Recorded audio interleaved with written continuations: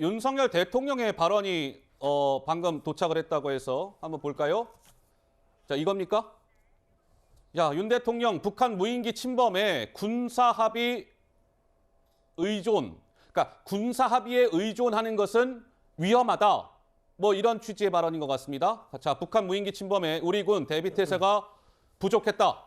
대비태세 부족했다. 이런 또 따끔한 질책도 나왔습니다.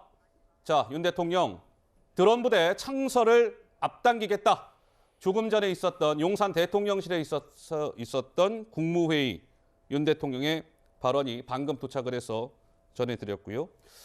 자, 이런 일도 있었어요. 어제 북한 무인기가 이제 막 영공을 침범해 오자 우리 공군의 경공격기 KA-1이라고요. 한번 그래픽 좀 주세요. KA-1이 대응 출격에 나선 거예요. 오전 11시 39분경이었습니다. KA-1이 북한 무인기가 떴다라고 하자 쭉 원주에서 날랐어요. 그런데 이륙하고 나서 얼마 안 되고 나서 이게 뭔가 이상이 생긴 거예요. 그래서 조종사 2명이 비상 탈출을 했고 생명에는 지장이 없고요. 저 경공격기는 어딘가에 떨어졌다. 이 부분은 좀 어떻게 봐야 돼요, 양욱 의원님? 일단요, 비행기가 이륙하다 떨어지는 거는요, 거의 한 7, 80%가 엔진 페일리어입니다. 엔진에 문제가 있기 때문에 원래 그래서 이륙하는 순간, 착륙하는 순간이 굉장히 위험한 것인데요. 결국은 그렇게 해서 기체를 뒤취, 그러니까 이제 버리고 이제 탈출을 했는데 아마도 탈출하면서 다 이게 원래 애초에 이 비행 이륙 경로나 이런데 가급적이면 어떤 민가나 이런 게 없도록 설계가 돼 있고 그다음에 조종사들도 아마 그런 부분들을 감안을 하고 뒤치를 했을 겁니다. 그런데 뭐 그 부분을 떠나서 야 그러면은 이게 왜 이게 뜨는데 비행기가 떨어지냐? 네, 아마 이런 게 궁금하시겠죠. 야, 요즘 왜 이렇게 공군 비행이 많이 떨어지냐? 궁금하실 겁니다. 결국은요 이겁니다. 훈련 안 하면 비행기 안 떨어집니다.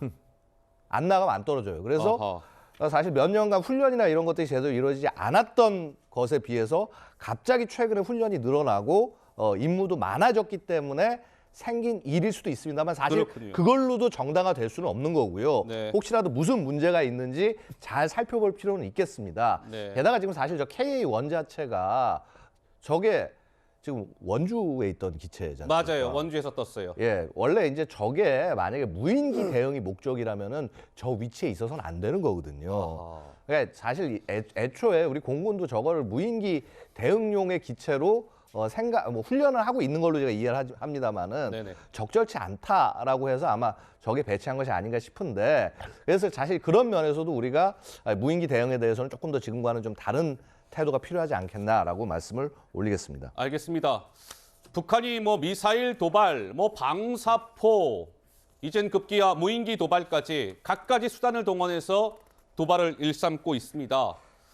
뭐 너무나 뻔한 얘기일 수 있지만 우리 군의 철저한 대비 태세가 어느 때보다 중요한 시점인 것만은 분명해 보입니다.